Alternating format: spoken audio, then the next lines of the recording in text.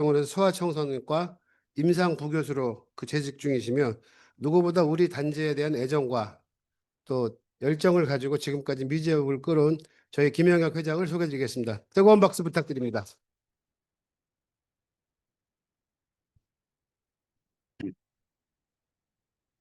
네, 소개 말씀 감사드립니다. 바쁘신 그 날씨가 너무나 좋죠. 바깥에 날씨가 너무나도 좋은데 이렇게 이 자리에 또 이렇게 많이 또 모여주셔서 대단히 감사하고요. 오늘 네, 그래서 이 자리에서 한 지가 조금 됐어요. 저희가 아마 2년 전부터 이 자리를 지켰었는데요. 노인정에서 했었는데요. 할 때마다 이게 준비한 게 너무 힘들어가지고 조금 떨립니다. 오늘 제가 말씀드릴 주제는 대치미도 이제는 속도와 신뢰의 재건축이다라는 것을 주제로 설명을 시작하겠습니다. 대치미도 아파트는 드디어 이제 2025년 올해 7월 17일 정비구역 지정이 완료가 됐습니다. 확정이 되었고요.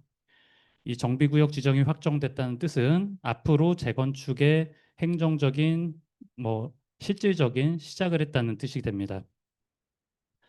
그래서 저희가 2년 미제어 활동을 본격적으로 한 지 2년 정도 됐거든요. 저희를 믿고 그리고 또 주민들의 재건축에 향한 그런 열망들이 모여서 이런 성과를 값진 성과를 이뤄냈다고 생각을 합니다. 재건축 향후 일정부터 먼저 말씀드릴게요. 이게 제일 궁금하실 테니까요. 올해 7월 17일 정비구역 지정이 고시가 됐고요. 지금 현재 8월 달부터 시작해서 공공지원 제도를 통해서 추진위원회 설립을 하는 용역을 구청에서 입찰을 하고 있습니다. 곧 정비 사업 전문 업체가 입찰을 맡게 될 거고요. 순조롭게 이루어진다고 가정했을 때 올해 12월 이후에 예비 추진위원장을 비롯해서 추진위원회 예비 임원 선거가 이루어지게 됩니다. 지금 입찰서에 12월이라고 나와 있기 때문에 12월보다 일찍 하는 일은 거의 없을 거라고 보고요. 12월이나 1월 중으로 거의 진행되지 않을까라고 예상을 하고 있습니다. 뒤에서 다시 말씀드릴 거고요. 그래서 내년 상반기에는 추진위원회 설립 승인을 받고 내년 하반기에는 조합 설립 인가를 목표로 앞으로 열심히 뛰도록 하겠습니다.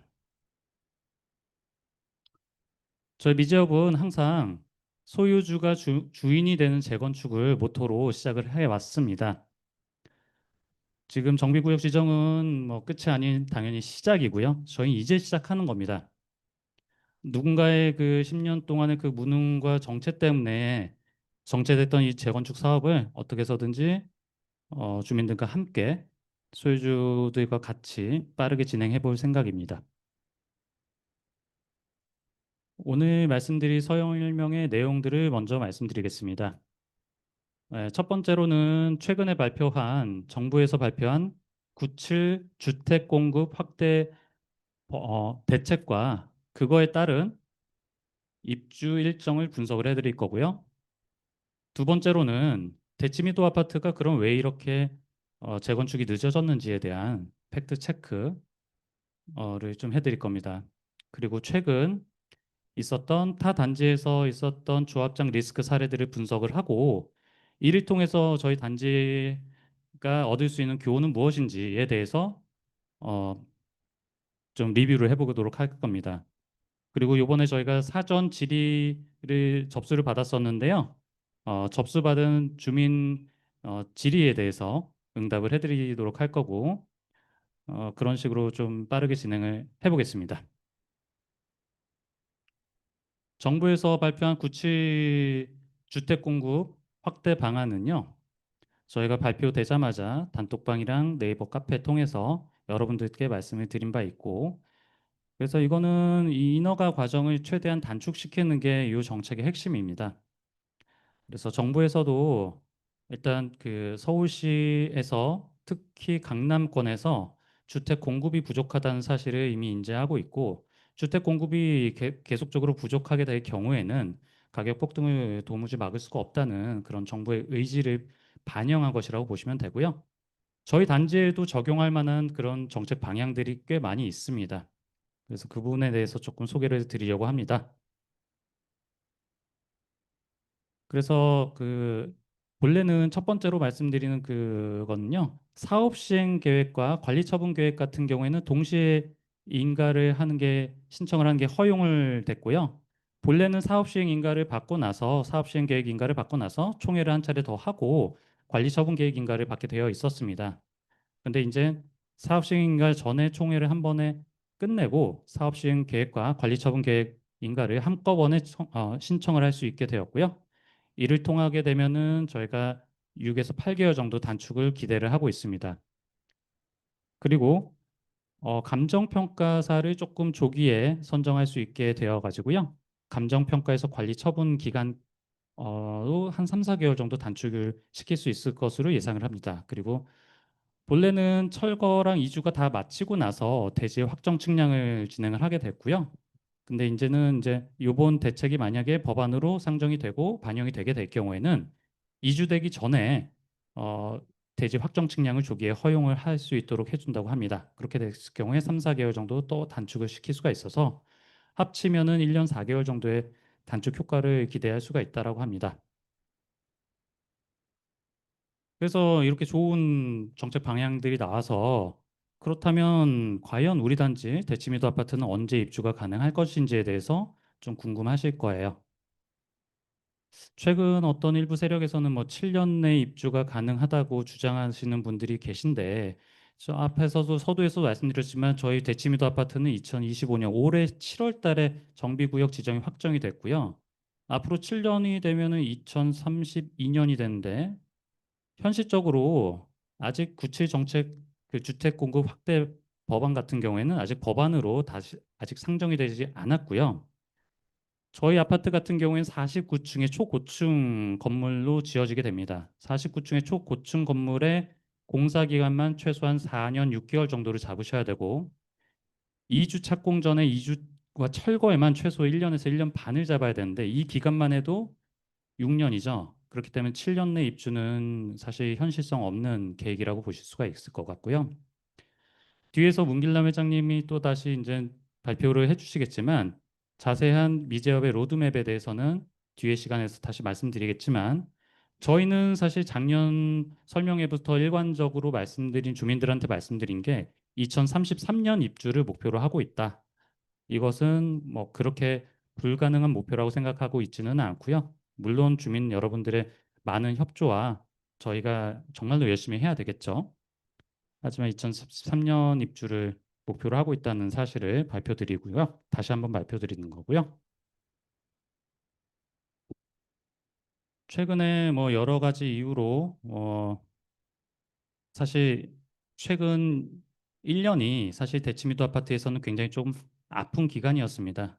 최근 1년간에 저희 아시는 분들은 아시겠지만 정비계획안이 서울시에서 반려당한 적이 있거든요. 작년 7월 달에 정비계획안이 상정도 못 해보고 재접수를 하라고 반려된 바 있습니다. 그렇게 된 근본적인 이유는요. 2023년도에 서울시에서 저희 대치미도 아파트에 여러 가지 공공기부 체납 시설들을 지으라고 요청을 했습니다. 그 시설들은 빗물 저류조라든지 노인 요양시설, 보호회관, 키즈카페였었고요. 그런데 2023년도 7월 달에 미재준의 그 당시 위원장님은 김기한 씨였고 총무는 한유진 씨였었는데 그분들이 이제 어, 저희 주민들한테 충분하게 설명하지 않고 서울시와도 긴밀히 협조하지 않은 상황에서 요 시설들을 무작정 반대한다는 공문을 발송을 했습니다. 그래서 저희 아파트 현관에 있는 게시판에도 추진준비위원회에서 이런 시설들은 반대하는 공문을 보냈다라는 또 주민 게시를 했었고요. 그래서 2024년 7월 4일 날 강남구청으로부터 저희가 공문을 하나 받았어요. 거기서 저희가 제출한 신속통합기획 정비계획안이 공공기업 취지에 부합하지 않는다면서 사실상 반려가 됐고요. 그 이후로 2024년 작년이죠. 작년 11월 달에 그 당시에는 이제 10월쯤에 미제준에서 약간 조금 다툼이 있어가지고 위원장님이 김기현 씨에서 한유진 씨로 바뀌었었는데요. 이 한유진 씨가 서울시에서 요구했었던 여러 가지 기부 체납 시설들, 노인 요양 시설이라든지 빗물 저리조 같은 시설들을 원안대로 다 수정을 해가지고 정비계획안에 다시 제출을 했습니다. 그래서 2023년도 10월 달에 만약에 이런 공공시설 같은 것들을 서울시에서 이제 요구한 공공시설 같은 것들을 주민들이랑 충분히 합의했다면 1년이라는 시간을 허비하지는 않았을 거라는 게 팩트고요. 그럼에도 불구하고 최근에 특정 단체에서 뭐 미도 타임즈라는 이름의 이상한 소식지를 발행을 해서 미제업이 비대위고 비대위가 공람 의견서를 너무 많이 내는 바람에 지연이 됐다라고 밑도 끝도 없이 비난을 하고 있어요. 하지만 앞에 이제서 보셨듯이 정비구역안이 1년 정비구역 지정이 1년 지연된 결정적인 이유는 주민들과의 그런 투명한 소통 없이 독단적인 결정을 내렸다는 데 있습니다. 그래서 이런 명백한 본인들의 과오를 숨기고 저희한테 뒤집어 씌우는 그런 일들은 명백히 좀 거짓들이고 주민들을 좀 기만하는 행위라고 볼 수가 있겠죠. 그래서 다시 말씀드리면 지금은 정비구역 지정 직후 단계이고 12월 달에 예비 추진 선거가 있습니다. 예비 추진위원장 선거, 예비 감사 선거가 있겠고요. 다시 말씀드리지만 내년 초에는 추진위 승인, 그리고 내년 중하반기에는 조합 설립 인가를 받게 됩니다. 이 예비 추진위 선거를 제가 두 번씩이나 말씀드린 이유는요. 그만큼 중요하기 때문에 그렇습니다. 앞으로 대치미도 재건축을 이끌 리더가 선출되는 첫 번째 과정이거든요. 첫 번째 선택입니다. 지금 저희도 물론 뭐 공동회장 체제이고 다른 단체들도 위원장이 한 분씩 계시지만 주민들이 직접적으로 선출을 하신 적은 한 번도 없으세요. 그래서 굉장히 중요한 선거가 앞두고 있다라는 걸 다시 말씀드리는 거고 이 선거 방식 같은 경우에는 평일날 직접 선거를 하게 될 가능성이 높고요. 법적으로는 전자투표가 허용이 가능해졌는데 아직까지 확정은 아닙니다. 그래서 정확한 투표 일정이라든지 투표 방식이 발표될 경우에는 주민들한테 저희가 신속하게 공지를 드리는 것으로 하겠습니다. 그래서 추진위원회 지금 현재 공공지원 용역 업체를 선정을 하고 있는데요. 그 이후에 10개월 이후에는 조합 설립 인가를 목표를 저희가 열심히 뛰고 있다라는 걸 다시 한번 강조드리는 거고요. 그래서 재건축 추진위원회가 발족이 되면 어떤 업무를 하는지 조금 궁금하실 거예요. 간단하게 말씀드리면 가장 중요한 거는 정비사업 전문 관리업자와 설계자를 선정을 하는 겁니다. 그래서 대략적인 조감도가 이제는 주민들의 선택을 통해서 설계자를 선정을 하게 되는 것이고요. 또 계략적인 정비사업 시행 계획서라는 걸 작성을 합니다. 여기서 중요한 거는 각 평형별 또 각 가구별 어, 물론 확정은 아니지만 분담금을 발표가 되게 돼요. 그래서 그 분담금을 포함해서 정비계획안 그리고 조합 설립을 위한 주민들한테 동의서를 받게 되는데요. 그 동의서를 받기 위한 여러 가지 과정들이 저희가 추진위원회에서 해야 되는 그런 업무들입니다. 그러니까 추진위원회가 돼야지 이제 본격적인 사업이 진행이 되게 된다라는 설명이고요.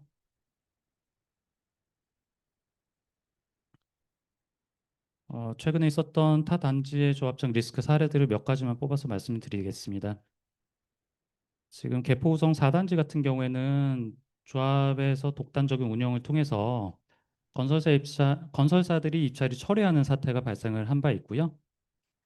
반포주공 1단지 같은 경우에는 10조 원짜리 공사인데 조합장이 갑작스럽게 창호를 변경하겠다 조합원들한테 말도 하지 않고 그래서 상당히 좀 내홍을 겪고 있습니다.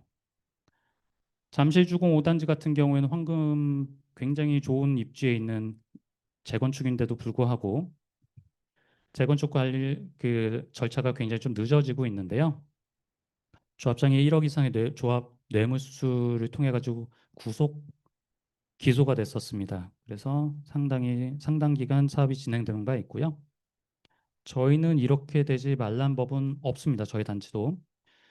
그래서 미제업에서 항상 투명하게 여러분들한테 받았던 기부금이라든지 사용하고 있는 금액 내역에 대해서 주기적으로 발표를 드리고 있는 거고요.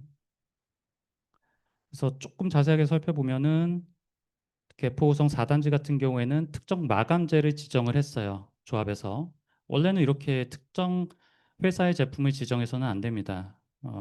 어떤 등급 이상을 지정을 해야 되는데 그 특정 회사의 마감재를 지정을 하다 보니까 뭐 현대라든지 삼성물산이라든지 메이저 건설사에서는 한 군데도 입찰을 하지가 않았어요. 그러다 보니까 주민들이 좀 화가 났겠죠.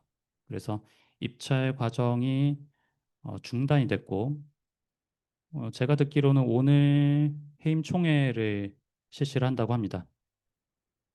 반포주공 1단지 같은 경우 아까 말씀드렸지만 조합장이 아무 의견 수렴 없이 창업체를 독단적으로 교체를 결정을 했다가 그게 공개가 되고 상당히 내홍을 겪고 있고요. 그래서 이런 소통이 없는 것들 그리고 불투명한 것들 그리고 독단적인 결정들은 정말로 정비 사업을 지연시키는 가장 쉬운 방법 중에 하나입니다. 저희는 사실 오늘 설명회 준비하는 것도 자발적으로 하긴 했었는데 저희가 걸어가고 있는 이런 어떠한 업체한테도 비치지 않는 이런 방식이 정말 가장 힘들고 어려운 일이지만 이런 투명한 의사소통과 운영 방식이 가장 바르고 빠른 길이라는 걸 저희가 확신을 하기 때문에 여러분들한테 다시 한번 조심스럽게 말씀드리는 바입니다. 사전에 접수된 질의에 대해서 몇 가지만 살펴볼 텐데요. 34평이 몇 평으로 배정된지에 대한 질문들이 굉장히 가장 많았고 이 평형 배정 같은 경우에는 아시다시피 34평 같은 경우 계단식으로 배치가 되어 있다 보니 타 평형과는 그 전용률이 조금 다릅니다. 그래서 다른 평형 같은 경우에는 현재 전용 면적 그대로 분양 면적을 받게 되는데요. 34평 같은 경우 그렇게 됐을 경우에 상당 부분 대지권에 손해를 보게 되는 부분들이 있어서 저희는 대지권에 비례한 그런 공정한 평형 배분을 계획을 하고 있고 다른 평형과 동일한 전용률 85%를 적용했을 경우에는 저희가 계산한 공급 면적, 즉 분양 면적은 41.3평이 나옵니다. 요거는 제가 올해 1월 달 총회에서 아주 자세하게 다룬 바가 있는데요. 정확한 이 과정이 궁금하시다고 하면 유튜브에서 저희 1월 총회 제 발표를 참고하시면 정확할 것 같습니다. 그리고 두 번째로 많았던 질문은 1+1 분양이 가능한지에 대한 질문이었었고요.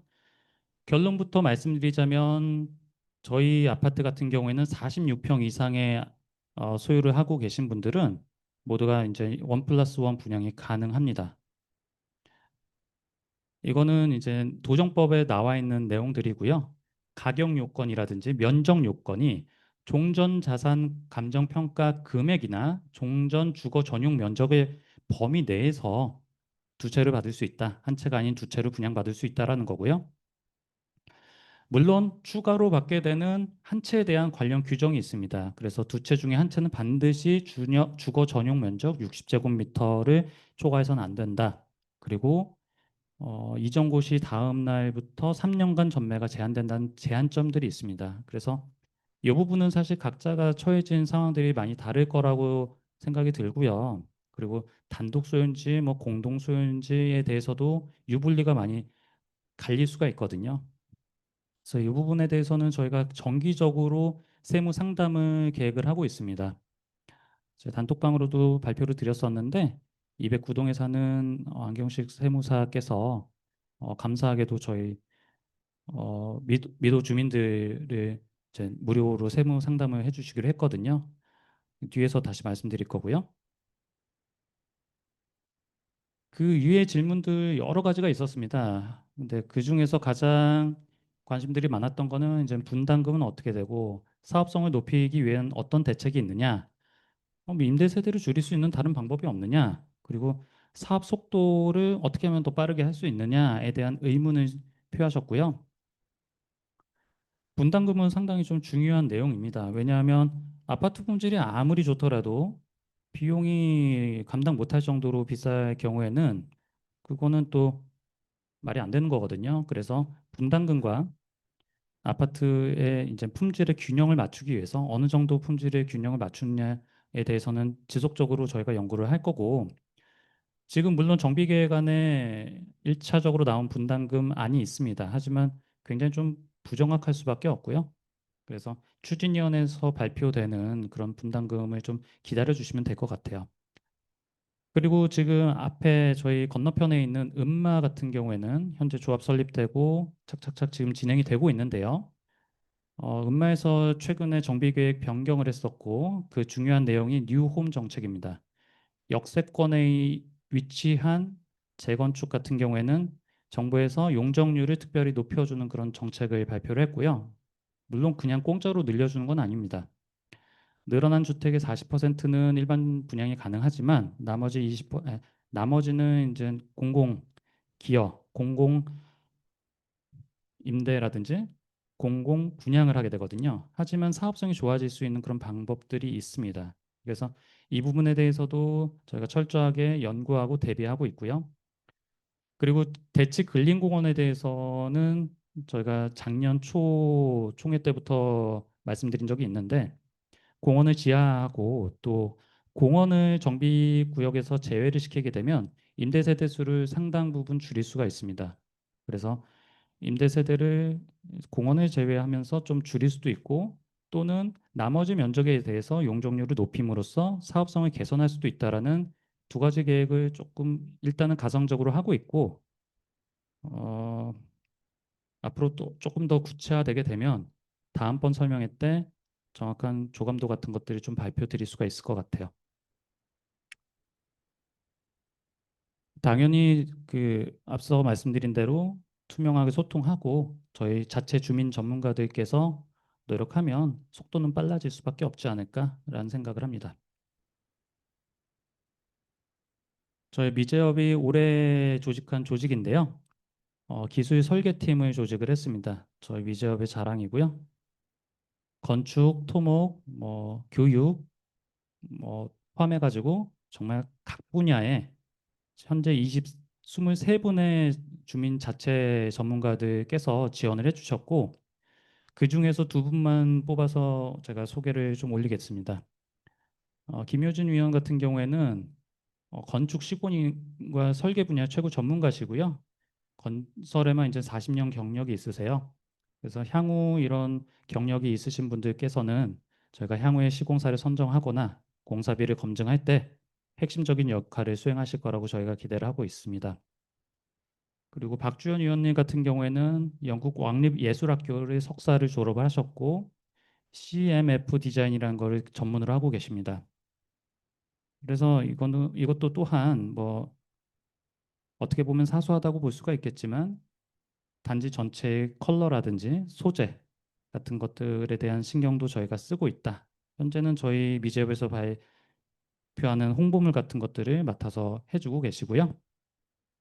이런 여러분들의 협조 덕분에 더욱더 이제 단순히 그냥 맹목적으로 그냥 잘 짓겠다가 아니라 이런 과정들에 좀 참여해서 더 풍성한 공약들을 발표드릴 수 있을 것 같습니다. 문길남 회장님을 수식하는 수식어들은 굉장히 많습니다. 대기업 임원이셨다. 그리고 건축 토목 안전기술사 3관왕을 갖고 있다. 압구정등 대단지 실무 경험도 다수가 있다. 라고 하시는데 제가 오늘 다시 한번 강조드리고 싶은 거는 이 기술사가 뭔지 혹시 아시는 분 있으신가요? 정확하게 아시는 분은 좀 드문 것 같아서 좀 말씀드리면 기술사 같은 경우에는 그냥 단순히 시험만 한번 본다고 통과할 수 있는 그런 자격증은 아니고요. 수십 년의 실무 경험이라든지 아주 어려운 시험, 이론 시험, 실기 시험까지 통과할 수 있는 현장의 박사학위라고 불리는 굉장히 어려운 시험입니다. 합격률이 10% 미만이라고 알고 있고요. 이렇게 건설 쪽 관련해 가지고 기술사를 3개나 갖고 계신 분은 국내에서도 상당히 드물고 단지 내에서도 유일한 것 같습니다. 저희 기술 설계팀 23분 중에 기술사 자격증을 갖고 계신 분이 5분 계시고요. 그중에서 복수의 기숙사 갖고 계신 분은 딱 한 분 계십니다. 그래서 이렇게 전문가께서 저희 미제업을 2년 동안 이끌어 오셨고 앞으로도 이끌어 주신다고 하니 좀 기대해 봐도 되지 않을까 싶고요. 앞에서 뭐 소개해 주셨듯이 저는 대치미도에서 나지는 않았고요. 사실 5학년 때 전학을 왔습니다.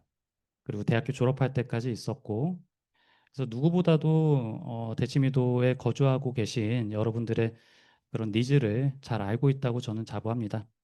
음, 그래서 남은 여생 어떻게 해서든지 빠르게 진행시켜서 남은 여생 편안하게 여생을 보내실 수 있도록, 그리고 젊은 세대 같은 경우에는 젊은 세대가 원하는 그런 니즈들을 반영해서 정말로 좋은 단지 만드는 게 제 꿈입니다.